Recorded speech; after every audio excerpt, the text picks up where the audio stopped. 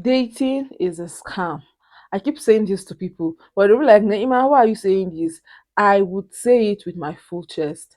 Dating is a scam. The fact that you dated your husband for 10 years, the fact that you dated your husband for 20 years, the fact that you've been with your husband from primary school, secondary school, university days, he went for NYC, got a job, spent 5 years in his job, and still counting, doesn't mean your marriage will last, doesn't guarantee a happy home and a long lasting marriage.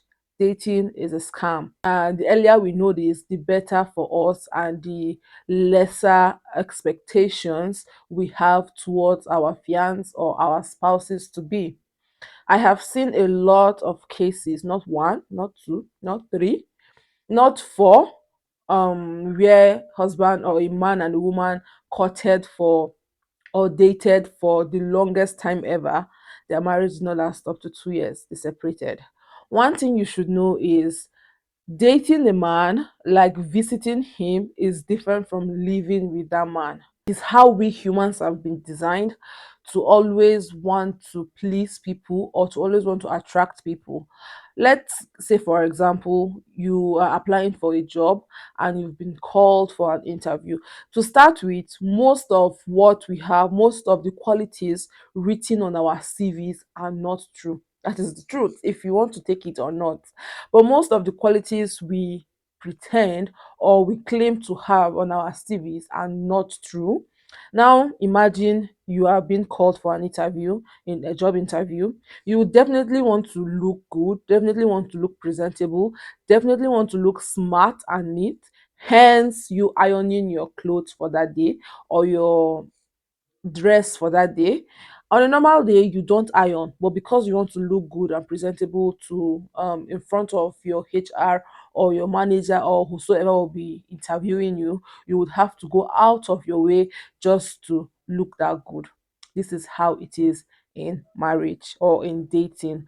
If you see a guy you like, or you see a lady, or you see a Mr. Right, a guy that you think he is the Mr. Right, you would want to hide some bad part of you, some of your bad characters and behaviors. You wouldn't want him to know because you don't want to lose him. As soon as you get him or as soon as you get her, the effort you put into that relationship dies. Do you get what I mean? Just the way the effort you had put in into your job just to get that job, as soon as you get the job, the effort and everything, if you're not someone that really irons your clothes, oga, you go tire you because you go stop to the iron that clothes, and the person wey employ you got a surprise. Why are you not looking as neat as you used to look then when you came for the job interview? What I am trying to say basically is we all hide some bad part of us that we don't want people to know, some of our bad characters, our bad behaviors that we don't want people to know. Hence the disappointment that comes in after marriage. Because I portrayed myself to be a good, patient, and calm girl just because I wanted to get that man's attraction, just because I wanted to win his heart, or just because I wanted to become his wife. As soon as I get in, it obviously I am not a patient type. I cannot pretend forever. My true color will now come out, and my spouse or my partner will get disappointed. Dating is a scam. You cannot know one's true color until you live with that person. And even if you live with that person, as long as that marriage has not been consummated, you cannot know that person's real character. I feel it is marriage is more spiritual than physical. Life generally is more spiritual than physical. There is this devil, there is this spirit that is always in you that just leaves your body as soon as you get married. That effort you've been putting in to see the relationship work, that spirit just leaves and you just begin to see no reason why you should put much effort into your marriage again. It takes the grace of God to have a successful marriage. That is the truth. And when I say a successful marriage, I mean a marriage where you are genuinely happy. I am not talking about a marriage where not only you nine be married, the other partner is not married to you. Talking about the marriage where both partners are fully involved in the marriage and are working towards having a successful and happy home. It takes a lot, yes, because there is this spirit that comes into your body that makes you see reasons why you shouldn't invest in your marriage or why you shouldn't put in that effort in your marriage. The fact that you've dated that man or that woman for the longest time, the fact that you guys have been together for 10, 15, 20 years doesn't guarantee a happy home. I would advise that all you do is pray. Pray about whatsoever spouse you are getting married to, whether someone you've met 2 months ago, 1 week ago, 1 month ago, 5 months ago. Pray about him or pray about her.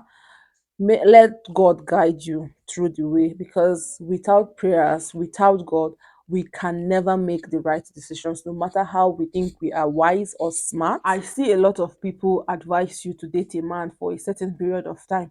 Even in my religion, dating is not allowed. It is only called courtship. I truly cannot talk much about the difference between dating and courtship, but going sexual with your partner is not allowed in my religion, and I believe it is also not allowed in other religions too, except for we, the stubborn humans that have decided to go into it. But having anything sexual to do with your partner is not right. Now, let us keep aside the character and behavior in our spouses or in our partners. Generally speaking, there are a lot of disappointment or a lot of disappointment you would meet in marriage, that you get disappointed and be like, this was not what I expected.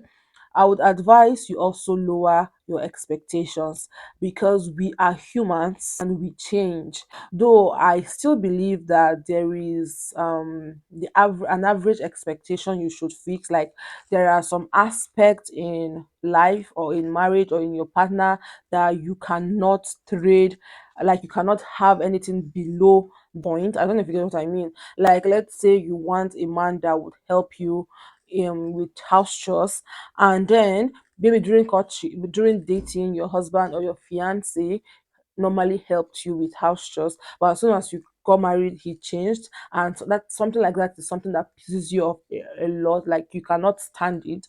I wouldn't advise you to lower that expectation because you want to let's say fit into the marriage life, or because you want to fit into what the society thinks should be the ideal thing, or you get what I mean. I want you to know that if you're dating your boyfriend now, like if you're intentionally dating your boyfriend, let me say boyfriend, if you're intentionally dating your boyfriend now for a long time because you think you can know him, like you can know him better, my sister, it's a lie. You both might just be pretending to each other. Now, I am not saying just the male pretending to the female. We have a lot of females that pretend to, like, we pretend more compared to how the male pretend. The only difference is we are quick to say our mind, like we are quick to complain, we are quick to ask for help and advice. On the other hand, are people that are trained or built to endure and just take whatever shit that happens. Reason why we mostly do not see their complaints online, we only see that of the women.